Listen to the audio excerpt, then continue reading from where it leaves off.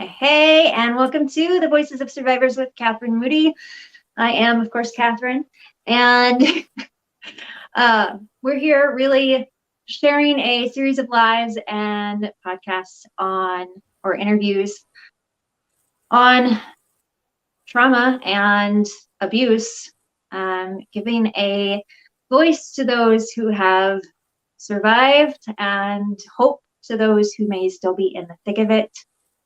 And really just sharing some good info on the healing process that happens in so many layers. I myself am a survivor, and I've gotten through kind of all of it at this point. Between, childhood abuse to the relationship that I was in, and sexual abuse and all sorts of emotional, verbal, the whole gamut. And really looking back and now being on the other side and in the healing process, I've gone from barely surviving to, I'm pretty much thriving now. I have my moments because, again, it's lots of layers, but there is hope on the other side, and you can get through it and get out of it. And I'm super excited to be joined by the lovely Jessica. She's been a huge part of my healing journey this past couple of years and has been through a lot of narcissistic abuse as well, and has really educated herself on narcissism and healing codependency and how they interact and kind of go hand in hand a lot of the time. So, Jessica, I thank you for being on here and willing to share your story. So Yay. Let's, hear a little bit more about your experience with abuse. Yay. Thank you so much for having me. I'm really super honored to be on here and so proud of you for doing this. It's definitely needed, in our community. For me, abuse had been a thread of my life for most of my life. I was raised in an abusive household where my mother was a survivor of domestic abuse. So I watched my mom get beat, and then dealt with the abuse myself. And, there was alcohol and drugs and all of that in the house. So that was fun. And then I'm also a survivor of multiple sexual abuse issues and narcissistic abuse big time. My mom was a narcissist. And most of my partners, until I started to really recover from codependency, have been narcissists. So up until my recent relationship now, they've all been narcissists. And it was a long, long road of recovery. It took me through my own drug and alcohol addiction, confronting my own abusive behaviors. And it was a lot of work. It was a lot of work, but I'm really grateful to be on the other side of it. I never, ever in a million years thought that I would be where I am today, and I tried to unalive myself several times because I never thought that I could actually heal and that life could get better and life could be different. And I'm very grateful that it didn't work, obviously. And I'm here to say that it can get better. It's a real road, there's definite work involved, but life is better now than I ever thought it could be. So yeah, I don't know how in detail you want me to get about what kind of abuse. However much you want to share. So, yeah, and I love that. And I'm grateful that you are here for sure. And living the dream on the community property now, amazing. And the work that you're getting to do with theta sessions, and you your new vision for the community that you're planning to build with Misfit Sanctuary. And Yes. I would love to hear, like, what started the healing process for you? So, my healing process actually started when I was about 16 years old, and my mom started to get into recovery for her alcohol problem. And I was put into a program called Alateen, which is for, children of teen children of alcoholics. And I started to hear, a lot of recovery jargon and program, but I was in my own addiction. I started drinking when I was 8, and I started using drugs when I was 11. And so by the time I was 16, I was basically living on the street other than going home to change my clothes. I would go home when my mom was not home, and then I would change my clothes and go and run the streets. And so when my mom got sober, she was like, "Oh, well, you have to get sober now too." And I didn't think that was very fair at the time, but I actually ended up going into not only Alateen, but I went into a 3-month recovery house, like a rehab facility that was part of the Betty Ford Clinic, which is a pretty well known recovery program. And when I was in there, they put your life in front of you and they're just like, look at it, like this isn't normal. And it was the first time that I had ever really looked at the way we lived and thought that it wasn't normal. Like all of my mother's friends were alcoholics and drug addicts, and everyone was abusive. My entire family on both sides, they were all abusive. Everyone was beat. Everyone was drunk or on some sort of drug. So I just thought, well, like, this is life, like this is what it looks like. And so it was the first time when, well, actually, I was 17 when I went into rehab. Yeah, because I turned 18 in the program. And so it was the first time that I I had heard all of the stuff in Alateen, but it was the first time that I was like forced to work on it. And I remember going in and I was 88 pounds because, like I said, I'd been living on the street and doing like a 10 strip of acid every night. I was just trying to like just numb. Like I just didn't know how to live, and living was so painful that it was like whatever I could do, whether it was sex or drugs or alcohol or whatever, to numb it. It was like I was down for it. And they All the really escape. showed, yeah, all the escape. Give me all of it. It doesn't matter what it is. I'll take every bit of it. And so when I was in rehab, it was the first time where they made me really confront that my mom was a problem. Because even though she had been my abuser, it was kind of like a Stockholm syndrome kind of thing. Like she was my abuser, but she was also my best friend and she was my party buddy. So it was a really, really strange relationship.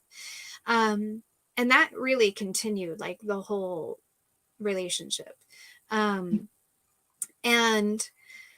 so they had kind of shown me how if I were to go back, like they teach you that nothing changes if nothing changes.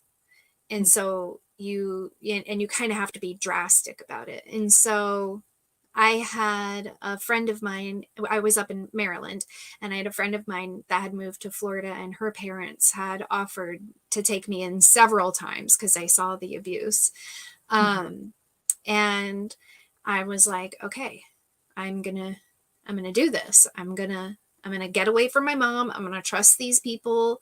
You know, I don't want to be a total fuck up in my life. And so I'm gonna like take a chance and believe that there could be something more.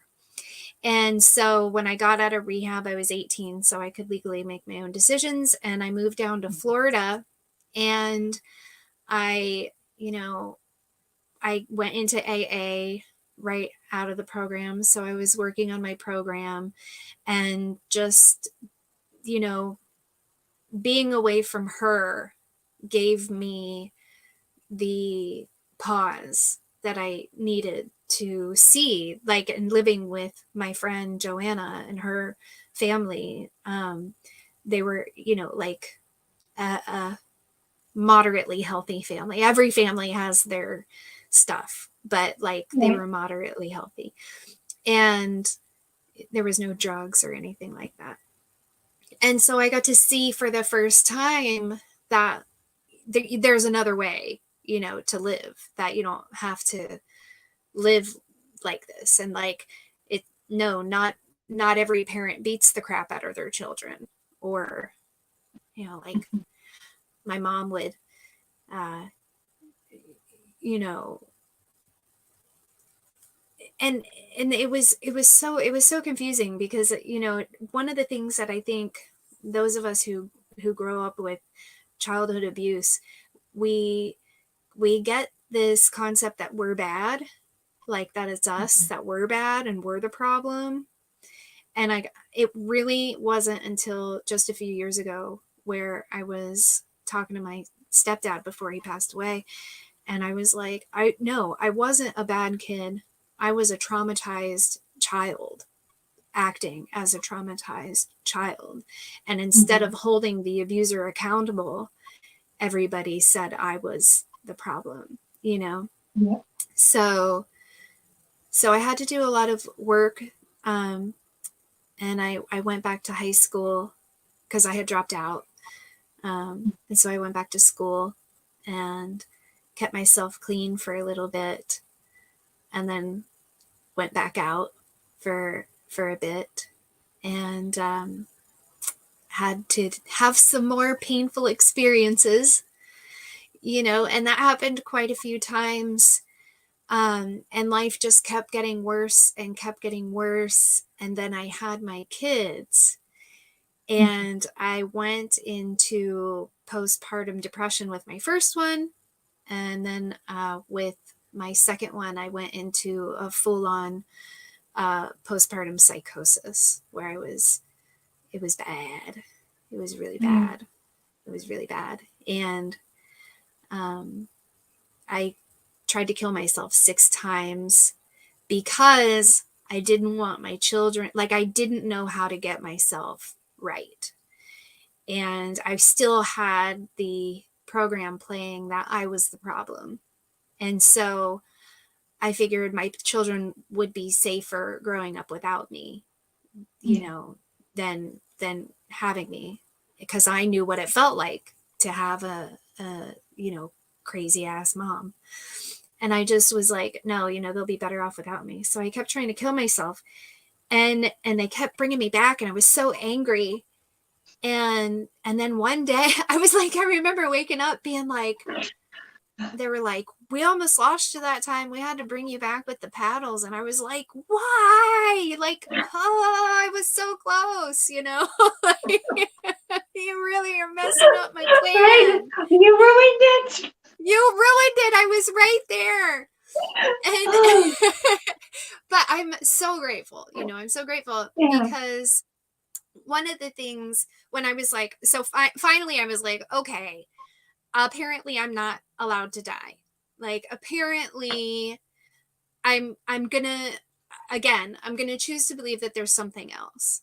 And I'm gonna choose to believe that I'm here for a purpose. If I'm not dying, and I tried, like, if I'm not dying, then I'm still here for a purpose. And that's when I got sober again. And then I stayed sober from then on. And so doing the work in recovery, there's a step, the third step, where you turn your will and your life over to the care of your higher power as you understand it, whether it's God or a doorknob, it doesn't matter.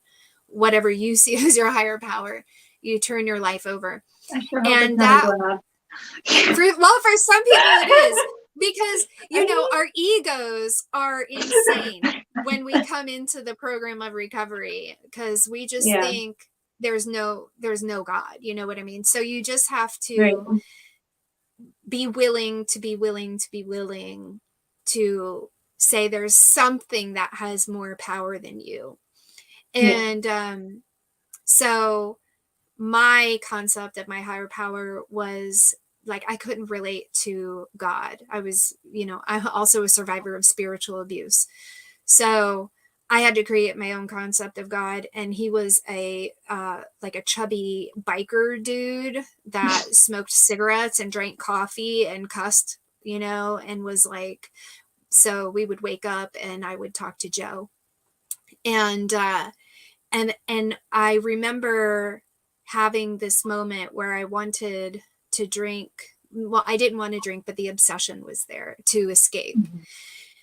And I went out on the balcony and it was like very dramatic. It was like a total, like, what's that TLC channel moment? Like, if I had been recorded, it was like a total movie moment, because I like went out on the balcony, I had dropped my knees and I was like, take this from me. Like, I give my life over. I Yeah. surrender, you know? And it was like that.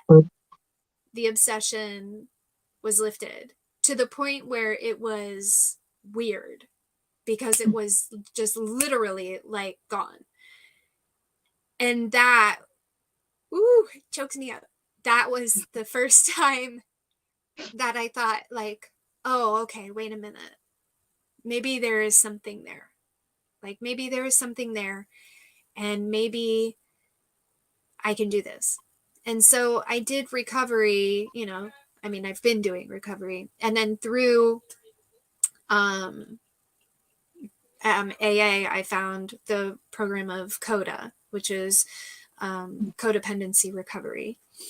And I went in to the meetings and it was mind blowing, where in AA, it basically takes the same steps, but instead of using it for alcoholism, you apply it to codependency, understanding that codependency is a drug.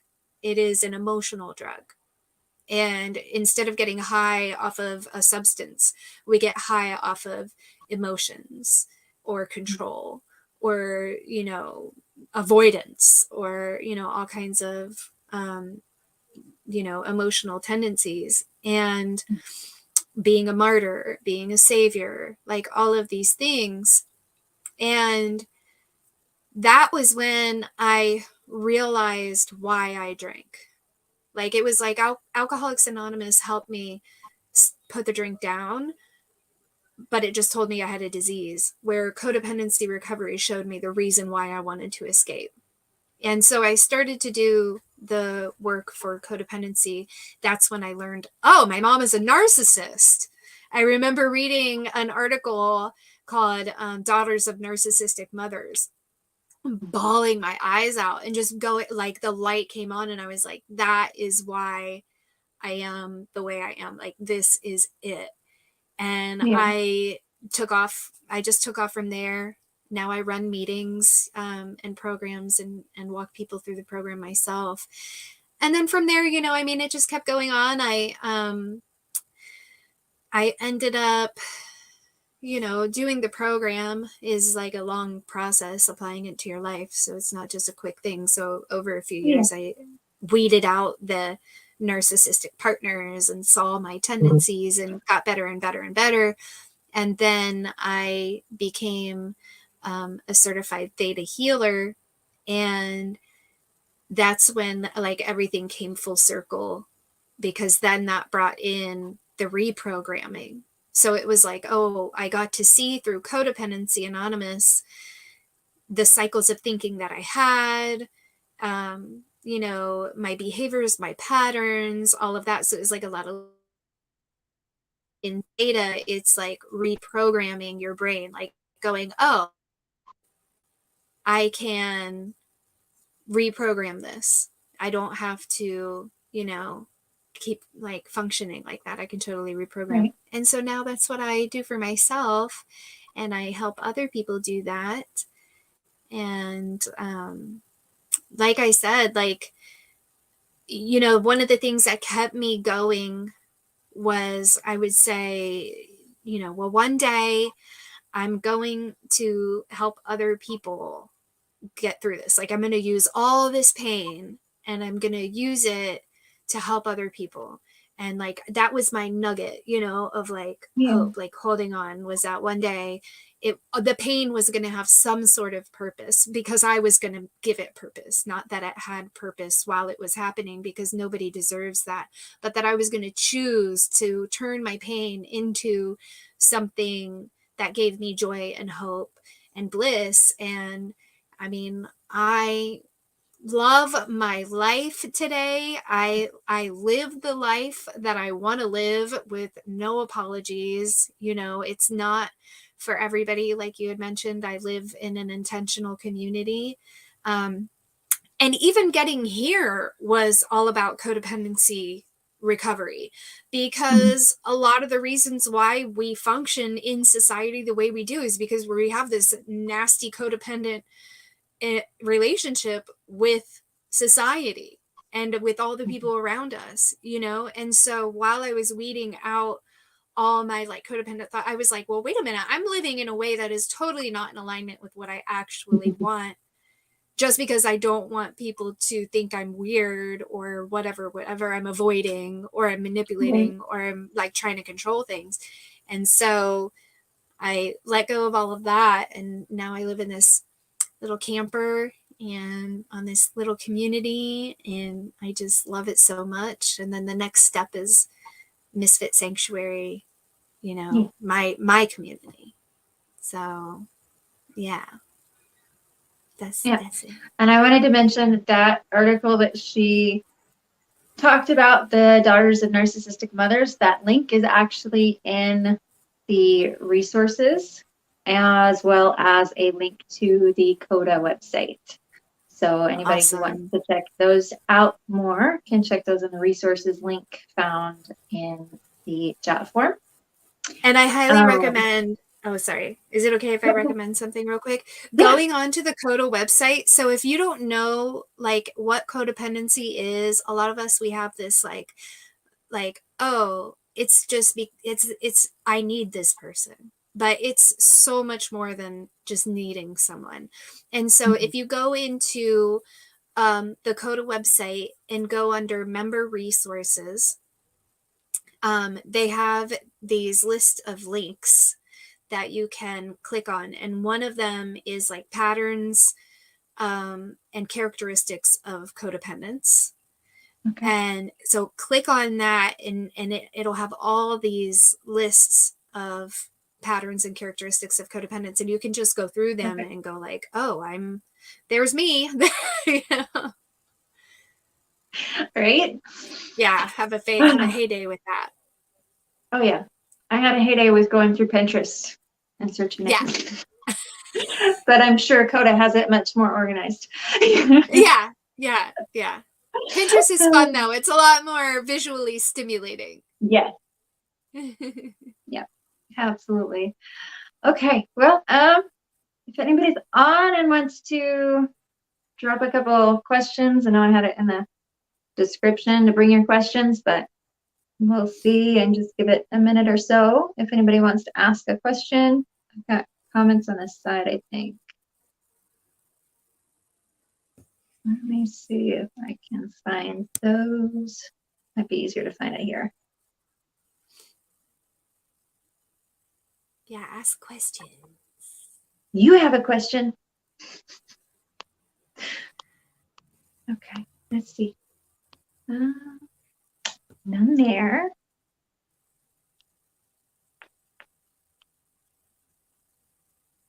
Okay. Sideways. I don't know. Okay. I don't see any questions coming through. And y'all can always drop them later and I'll respond. And if I need to get Jessica's answer, I can do that. Or on YouTube, I think she can answer them too. So depending on where you're watching or listening, we'll get you an answer somehow. We'll figure it out. Yeah. And you can also ask questions or look for support through the jot form below as well. As you know, if you're ready to share your voice and help some other survivors, give hope, then fill out that jot form or reach out to me and we'll get it scheduled. A big thank you again to Jessica for coming on and sharing her story and her experience and insights. And I guess we'll see you all next week. Awesome. Thank you so much for having me and letting me tell my story. Yes. All right.